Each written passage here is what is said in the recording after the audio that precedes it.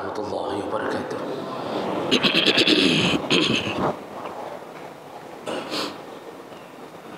Alhamdulillahi rabbil alamin. Wa bihi nasta'in ala umuri dunya wad din. Asyhadu an la ilaha illallah wahdahu la syarika lah wa asyhadu anna Muhammadan 'abduhu wa rasuluhul karim. Allahumma salli wa sallim ala nabiyyina wa sayyidina Muhammadin wa ala alihi wa ashabihi ajma'in. Amma ba'd. Rabbi shrah li sadri wa yassir li amri wa hlul 'uqdatam min lisani yafqahu qawli. Segala puji bagi Allah, kemudian salawat dan salam kepada Rasulullah, pada keluarga dan seluruh sahabat-sahabatnya.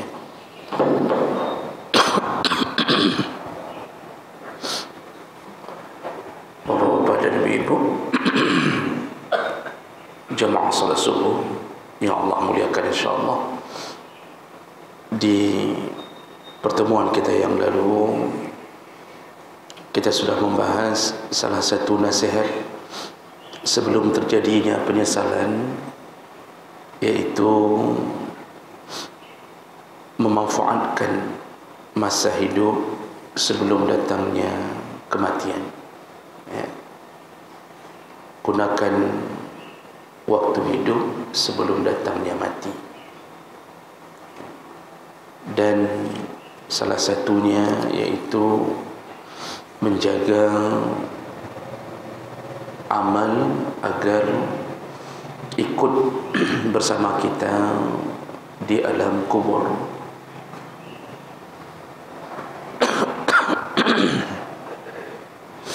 Baik, kita lanjut. Pada sebuah hari ini kita akan lihat judul berikutnya, yaitu Ad-Dunya Mazra'atul Akhirah.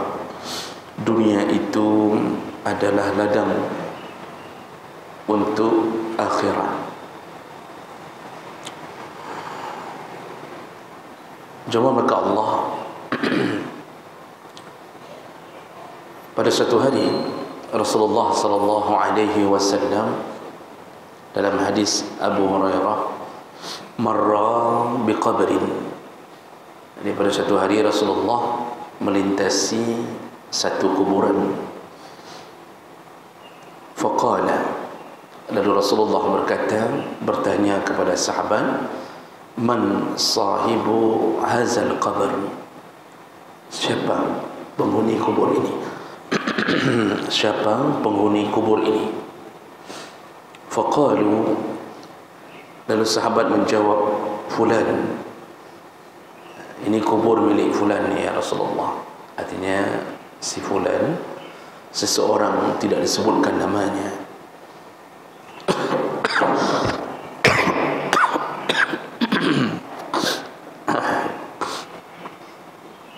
Faqala, lalu Rasulullah mengatakan, raka'atani ahabbu ila hada min baqiyati dunyakum. Ketahuilah, kata Rasulullah, dua rakaat yang dia bisa lakukan di dunia, yaitu maksudnya salat, lebih dia sukai saat ini, lebih dia sukai saat ini dari seluruh kenikmatan yang dia sisakan di dunianya. Artinya seandainya penghuni kubur ini diberi izin untuk kembali ke dunia, maka dia akan bermohon-mohon untuk bisa melakukan salat 2 rakaat dibandingkan merencanakan hidup dan mengambil sisa-sisa kemewahan yang belum dia habiskan waktu dia hidup. Hadis riwayat Tabrani dalam kitab Al-Awsat dengan derajat yang sahih. Jemaah maka Allah Subhanahu wa taala, apa yang ingin dikasih tahu oleh Rasulullah? Banyak orang yang tidak menjadikan kehidupan dunianya sebagai modal untuk kembali ke akhirat. Dia tidak bercocok tanam yang dia tahu bahawa akan dia panen di akhirat. Maka keluarlah satu ungkapan yang masyhur, terkenal, kita dengar, ad-dunya mazra'atul akhirah. Dunia itu ladang atau tempat bercocok tanam dan dipanen nanti di akhirat. Imam Al-Ghazali menuliskan bab ini di dalam kitab Ihya Ulumuddin. Namun para ulama ahlul hadis menyebutkan ini bukan hadis, ini ungkapan. Tidak ditemukan bunyi hadis dengan lafaz yang seperti ini di dalam kutubut tis'ah. Wallahu alam, ini pengakuan para ahlul hadis. Tidak ditemukan. Jadi ini walaupun sering kadang-kadang guru penceramah mengatakan bahawa dengan kalimat ini dunia adalah ladang untuk akhirat, tapi ini ungkapan yang mirip seperti bunyi hadis. Wallahu alam. Tapi walaupun begitu, maknanya benar. Makna yang dimaksudkan itu benar, bahawa kita ini selayaknya menjadikan dunia ini sebagai ladang kita. Jadi kita hanya dituntut seperti pak tani pergi ke sawah, bawa cangkul, bawa bibit, tapi tidak pernah pak tani membuat rumah di atas sawahnya sendiri. Dia hanya menunggu hasil panen. Hasil panen itu yang dia jadikan kehidupan. Dia makan, dia beri nafkah untuk keluarganya, sisanya dia bangunkan kesenangan. Baik dia beli motor, dia beli HP, itu semua dari hasil panen. Kenapa orang hari ini mau bekerja? Karena ada harapan untuk mendapatkan hasil. Maka ketika seseorang menghabiskan waktu dan keringatnya di satu tempat, itu bermaksud untuk menunggu kapan kita bisa menikmati. Semua kerja, semua kerja. Pemilik toko, pedagang itu akan menghitung per bulan, per tahun, maka dia akan menyisakan kebahagiaan di ujung bulan itu. Dia akan katakan ke isterinya, alhamdulillah, ini laku lumayan, insyaAllah kita jadi main ke Brastagi contohnya, untuk melihat taik kuda. Contoh, bagi yang belum pernah lihat taik kuda, pingin lihat, tapi kebahagiaan itu dia simpan. Dia simpan kapan? Ketika sudah lelah bekerja. Begitulah ibarat dunia ini. Seharusnya kita tidak berhenti dulu bekerja, karena kita akan memanen hasil yang sebenarnya di akhirat, bukan di dunia. Kalaupun Allah beri kalaupun Allah beri di dunia, itu hanya untuk menyambung kerja kita. Allah beri sehat, itu untuk menyambung kerja kita, bukan untuk menghabiskan di dunia. Kita capek kerja, salat, Allah beri keberkahan hidup, mendapatkan kebahagiaan dengan rumah. Allah Subhanahu Wa Taala tetap memberi di dunia. Untuk apa? Modal untuk melanjutkan kerja, bukan modal untuk dihabiskan di dunia. Allah Subhanahu Wa Taala menyebutkan, kullu nafsin za'iqatul maut wa innama yuwaffawna ujurakum yaumal qiyamah. Setiap orang akan mati. Pahalamu itu dikumpulkan Allah, pahala semua yang engkau kerja dikumpulkan Allah, nanti dibongkar di akhirat. Jadi ini kita bagaikan menabung saham. dibongkar di akhirat. Kenapa tidak diberikan semuanya di dunia? Banyak sekali pahala kita, Pak, banyak sekali. Yang pertama, dunia tidak mampu menampung pahala. Dunia tidak mampu menampung. Bayangkan saja, pahala-pahala yang menggunung itu bisa kita lakukan dalam sekejap. Mendatangi orang yang sakit, dalam hadis yang sahih, datang 15 menit, setengah jam, cuma bawa roti kosong. Bawaannya cuma roti, paling 15 ribu, tambah selir 9 ribu. Entah masih 9 ribu sekarang, Allah alam. Modal 25 ribu, datang 15-20 menit dari maghrib sampai isya. Berapa pahalanya? Kata Rasulullah, semenjak dia datang itu, malaikat bertasbih, malaikat memohon ampun untuknya, 70 ribu malaikat memohon ampun, ya, mulai dari maghrib itu sampai besok subuh, tidak berhenti mulut mereka memohon ampun kepada orang yang menziarahi saudaranya yang sakit. Modal 15 menit, 25 ribu, mulut malaikat memohon tidak berhenti dari maghrib sampai subuh, hatta yusbih, kata Rasulullah. Kalau dijadikan pahala, ini kita cuma kerja sedikit, pahala bergudang-gudang.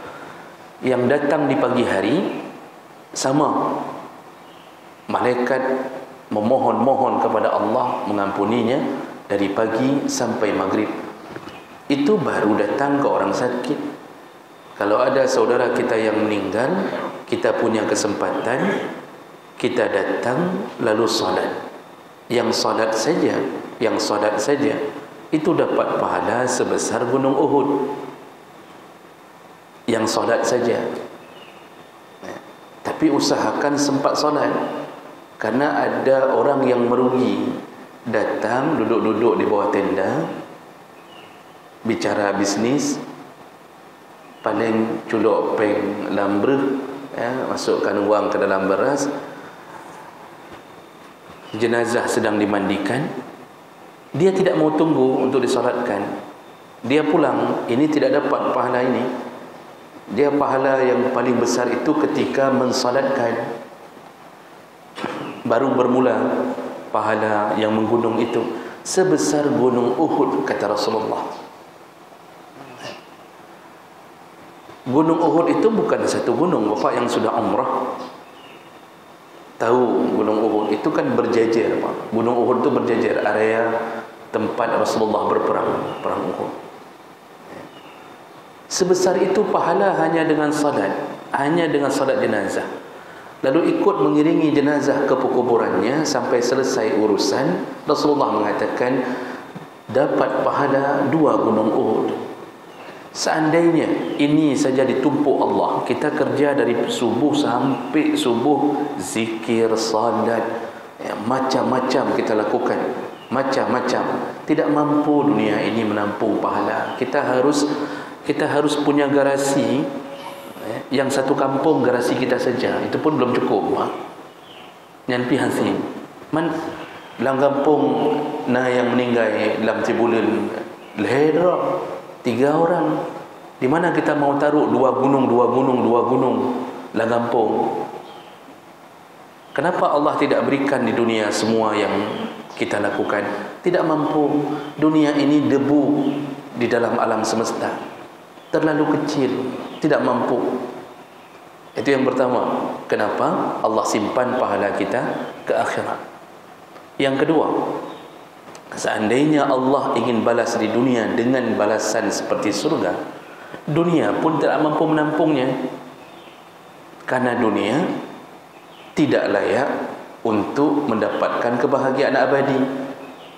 Konsep dunia ini memang bukan konsep untuk bersenang-senang. Bukankah Nabi telah mengatakan dalam hadis yang sahih, ad-dunya sijnul mu'min, dunia itu penjara bagi orang mukmin, wa jannatul kafir, dan surga bagi orang kafir.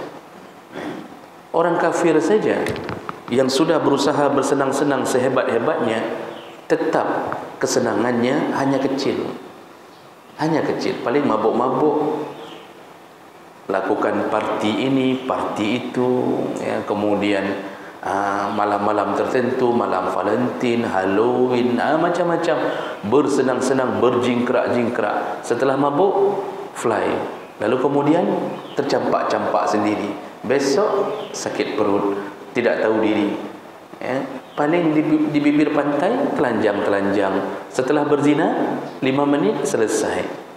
Besok kerja lagi, berzina lagi. Hanya itu mereka dapatkan. Lalu selalu dibarengi dengan kematian. Makanya dunia seindah-indahnya itu tidak bisa menjadi tempat yang seindah surga.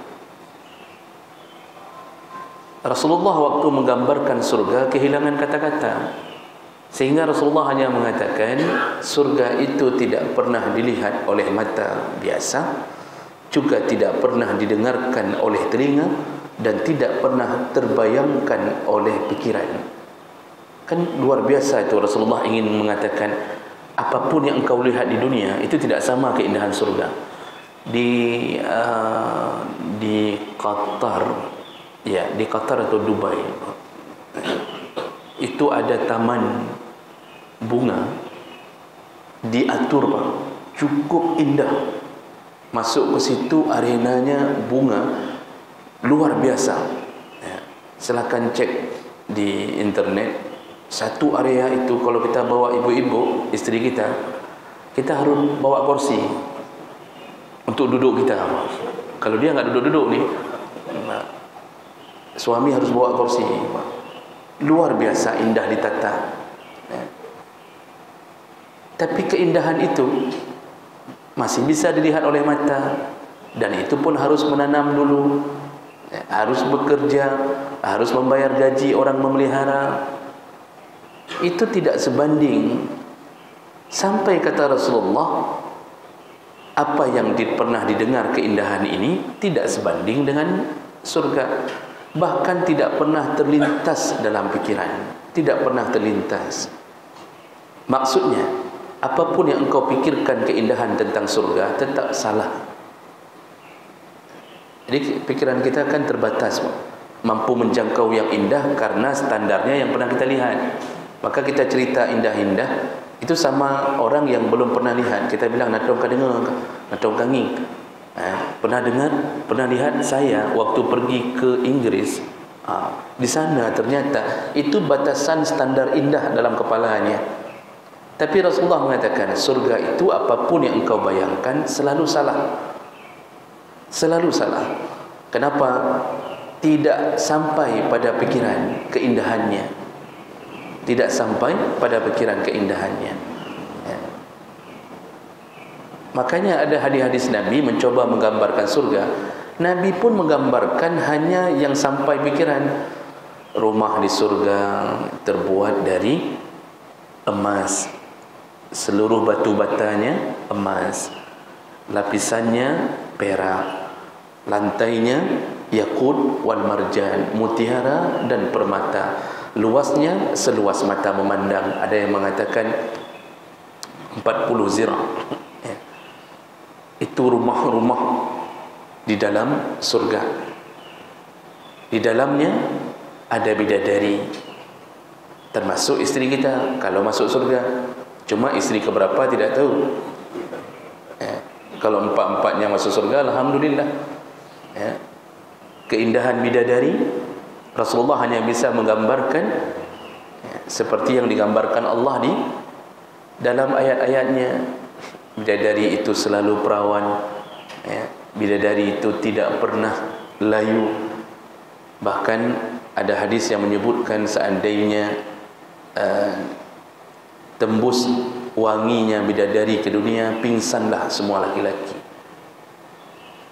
Kita pernah pingsan ketika istri kita pakai minyak wangi, tapi karena terlalu mohon pingsan dah kau. Jadi keindahan ini Bapak Ibu yang Allah muliakan tidak mampu ditampung oleh dunia. Mau dibuat di mana di dunia ini tidak mampu. Makanya Allah hanya menjadikan dunia sebagai ladang, sebagai sawah kita, tidak dijadikan sebagai tempat untuk melampiaskan ketika panen. Dan alasan kenapa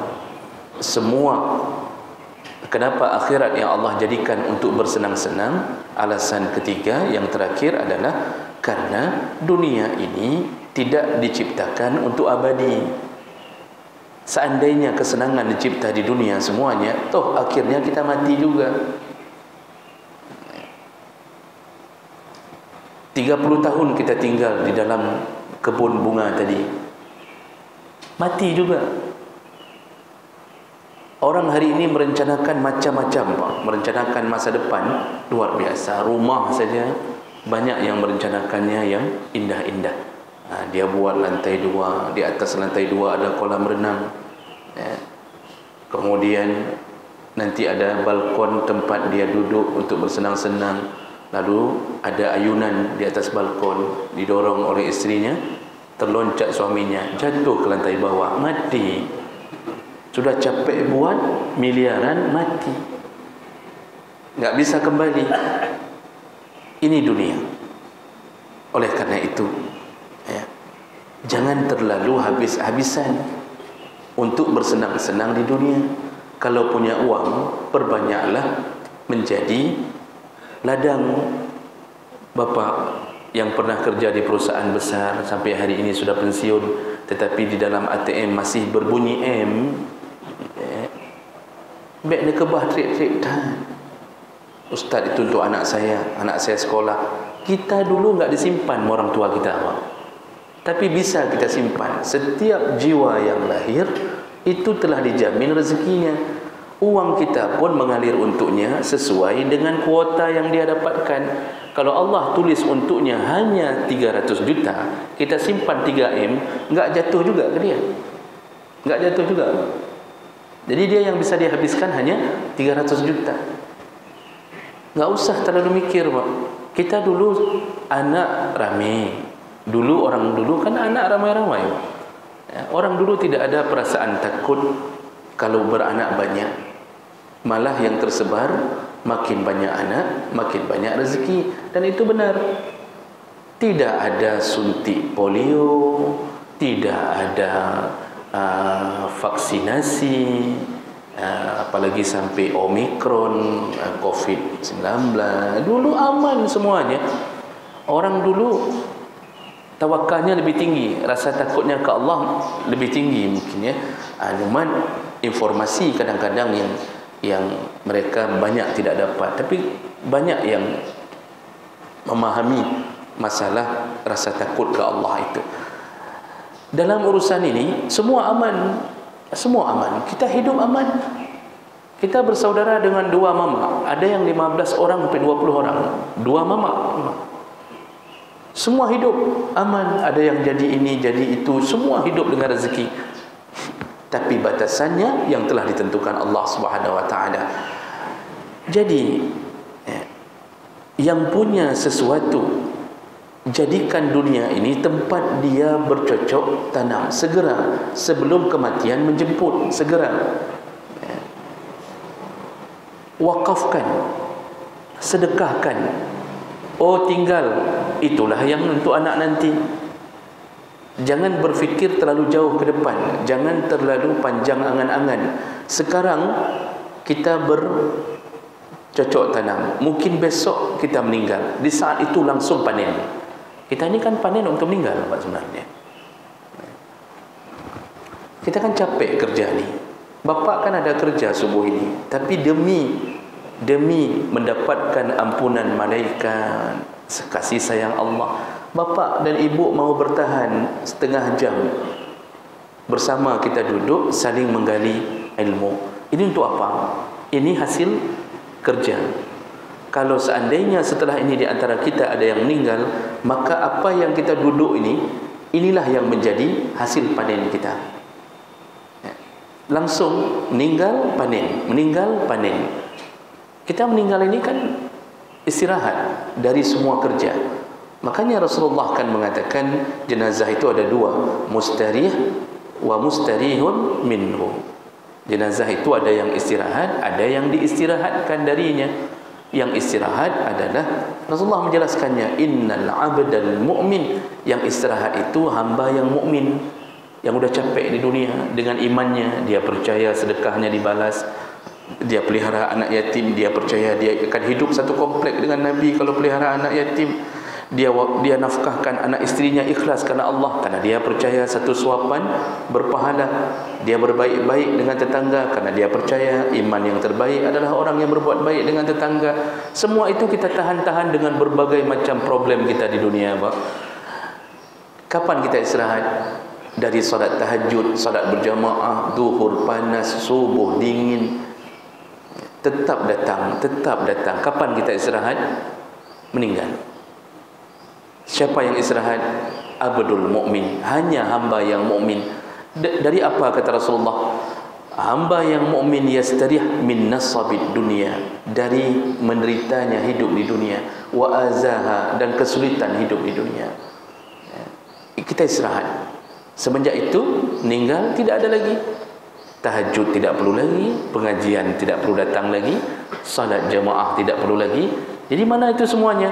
Jadi pahala yang kita ambil setelah meninggal, disitulah panennya kita. Beruntunglah mereka yang punya usaha di dunia yang kemudian dia panen di akhirat nanti. Itu alam kubur baru panen sedikit, nanti panen sehebat-hebatnya ketika sudah terbalik dunia, dari alam dunia ke alam barzakh lalu menuju ke akhirat. Disitulah panen sebesar-besarnya. Allah tadi mengatakan bahawa pahalamu dikumpulkan di akhirat. Faman zuhziha 'anil nar, ketika sudah dapat semua hasil panen itu yang Allah putuskan, Allah vonis, dia dijauhkan dari api neraka, wa udkhilal jannah, lalu dimasukkan ke dalam surga, faqad faza, dialah pemenangnya. Jadi pemenangnya ketika diputuskan kita bukan penduduk neraka tapi kita penduduk surga. Itulah kebahagiaan yang paling hebat. Itulah. Kita ni kan Pak, kalau mau berfikir, merenung, duduk sebentar, maka dunia ini terlalu kecil untuk kita. Artinya ada salah satu pelajaran dalam pelajaran masalah tasawuf, akhlak, itu diajarkan zuhud. Zuhud itu meninggalkan kehidupan dunia demi akhirat. Walaupun dia kerja di dunia, tapi hanya kerja sebatas bisa hidup. Hidupnya selain kerja untuk cari rezeki, selanjutnya dia tanam modal untuk dunia. Makanya coba lihat ulama dulu, orang-orang saleh dulu, untuk apa mereka berjuang tulis kitab, padahal enggak ada itu beasiswa, Pak. Tidak ada itu biaya akomodasi, biaya transportasi, sampai dikasih bidik misi, enggak ada. Coba lihat anak-anak hari ini merata merempok bidik misi. Yang tidak miskin pun ambil surat miskin sama kecil.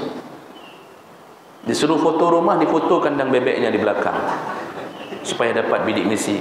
Apa yang sudah kebut? Apa yang sudah jadi?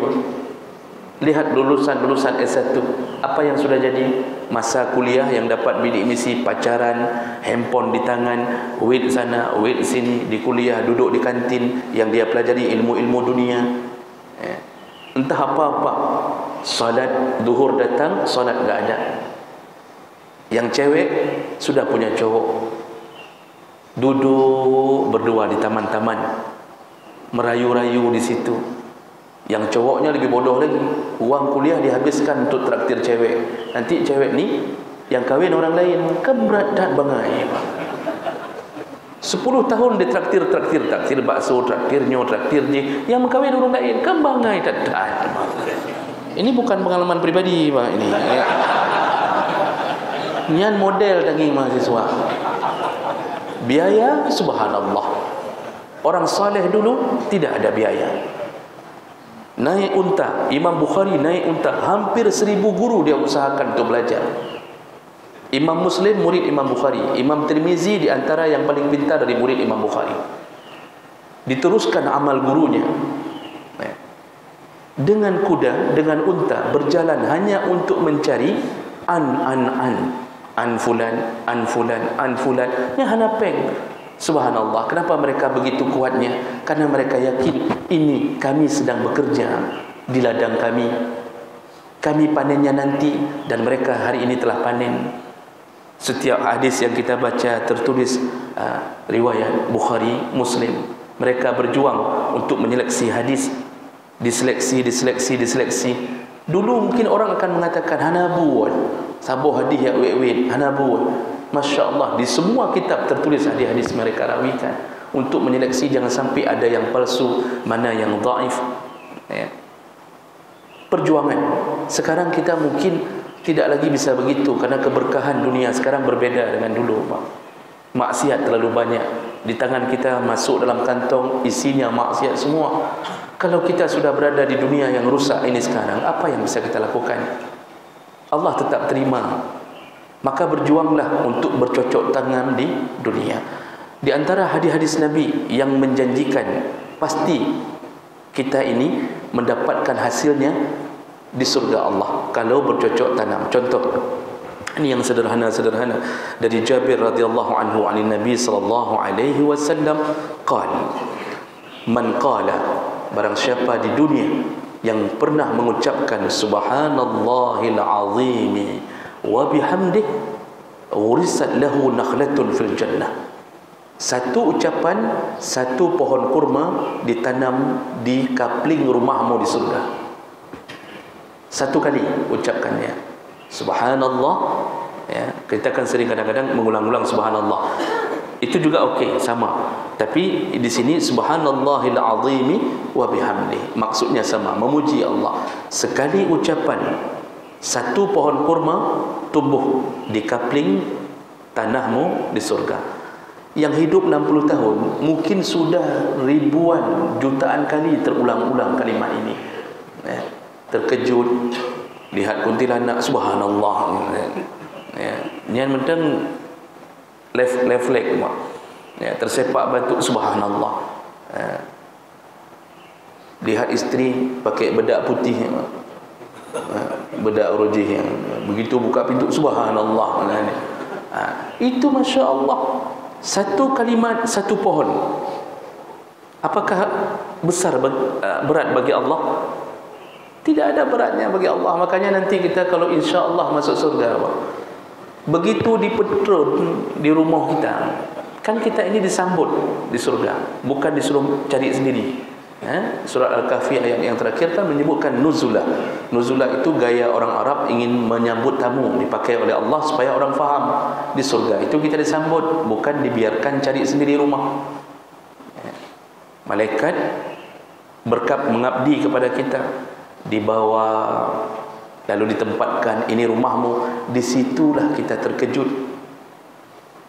Yakinlah 1000% kalau kita yang capek beribadah kepada Allah, terucap zikir ini saja, ini baru level-level yang paling amal-amal ringan.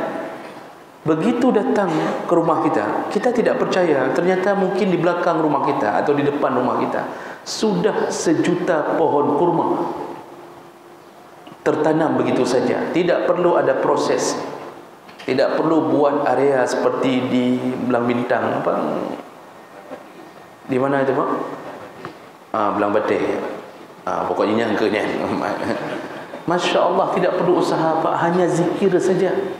Dalam hadis lain, ini hadis tadi riwayat Tirmizi dengan derajat yang sahih dalam Sunan Tirmizi, sahih Sunan Tirmizi.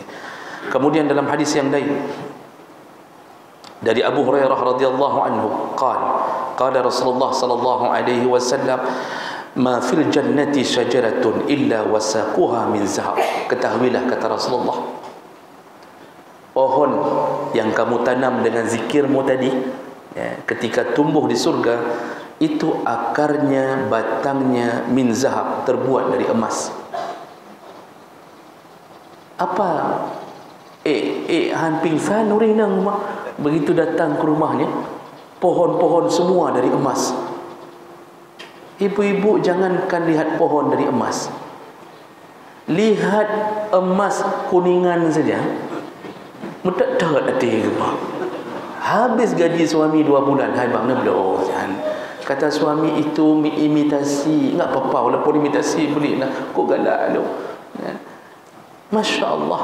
Itu pohon rumah dari emas, perak, permata, mutiara yang hari ini mungkin cukup payah kita jangkau. Maka banyak yang belum kahwin gara-gara cukup payah menjangkau itu, Pak. Ada yang sudah kahwin, mau kahwin lagi pun cukup payah sekarang, Pak. Ya. Tapi Masya Allah, satu pohon batangnya dari emas, kata Rasulullah. Ya. Ini hadis juga riwayat Tirmizi dalam Sahih Sunan Tirmizi. Ya. Kemudian dari Abu Hurairah juga, anna Rasulullah sallallahu alaihi wasallam marra bihi wa huwa yaghrisu gharsan. Pada suatu hari ketika ketika Abu Hurairah sedang menanam sedang berladang, ya, dia sedang menanam sesuatu, tidak disebutkan pohon apa di sini, lewat Rasulullah. Faqal, lalu Rasulullah berkata, ya Abu Hurairah, man ladzi taghris? Wahai Abu Hurairah, kamu sedang tanam apa? Kata Rasulullah. Qultu ghirasan li ya Rasulullah. Ini ku tanam untuk ku makan ya Rasulullah. Bisa Allah alam, tidak disebutkan di sini, bisa jadi singkong, bisa jadi apalah, gandum. Dia sedang tanam untuk dia makan. Qala, Rasulullah mengatakan, ala adulluka ala ghiras khairun laka min hadha? Wahai Abu Hurairah, mau engkau ku ajarkan, ku tunjukkan ada cocok tanam yang lebih hebat daripada ini, lebih bagus, lebih baik, lebih hebat. Tentu Abu Hurairah menyatakan, qala bala ya Rasulullah, tentu ya Rasulullah. Nah, dalam syarah hadis disebutkan Abu Hurairah berfikir Rasulullah akan mengajarkan pohon selain yang dia tanam ada yang lebih baik lagi. Kan kita kan biasanya begitu, Pak. Yang pikiran kita enggak nyangkut ke akhirat, kita selalu nasihat ke orang, nyan ka pula. Kita mengatakan, itu kamu tanam. Jangan tanam on sawi. On sawi murah di pasar, kata kita. Tanam yang lebih bermanfaat. Tanam anggur. Anggur itu 0,5 kilo saja, itu 20.000. Sekarang kan penjual anggur, Pak, enggak tulis lagi sekilo karena mobil enggak mau berhenti. Tulisnya anggur 20.000. Kita pikir sekilo, waktu kita dekat 0,5 kilo rupanya. Maka banyak mobil kemudian digas kembali gara-gara pala. Ya. Kita begitu gaya hidup kita di dunia. Kita kasih ide untuk lebih baik, tapi tetap dunia urusannya. Rasulullah ingin mengajarkan yang lebih baik. Abu Hurairah pikir ni pohon apa lain yang lebih baik. Ternyata jawaban Rasulullah, qul, Abu Hurairah, ada cara tanam yang lebih mudah, lebih hebat. Apa dia? Ucapkanlah subhanallah walhamdulillah wala ilaha illallah wallahu akbar yughrasu laka bikulli wahidatin syajaratun fil jannah. Setiap kali engkau ucapkan itu sekali, Mak, kita kan sering subhanallah walhamdulillah wala ilaha illallah wallahu akbar, sekali, kata Rasulullah, bikulli wahidatin, bukan 33 kali baru muncul balasannya, sekali. Apa yang terjadi kalau engkau mengucapkan itu walaupun sekali? Ditumbuhkan Allah satu pohon di surga untukmu. Maka yang hari ini terucap habis salat 33 kali, 30, itu kan digabung sama maksudnya. Berarti kita terucap seluruh kalimat itu 33. Satu kali salat 33 pohon. Salat zuhur 33 pohon. 33 kali 5 pada 4. Tertuh kerap tertuh 70, kerap tertuh 50 lebih. 165. 165 pohon, Pak, satu hari kalau berzikir dengan cara itu. Nanti zikir lain ada fadilahnya lain. Masya Allah. Itu satu hari, setiap kali kita lakukan 365 hari kali saja. Berapa tahun kita hidup? 50 tahun. Punuh orang hari ini, Pak, mau beli kebun sawit saja ditipu-tipu sana, ditipu sini. Ini orang yang bercocok tanam di dunia.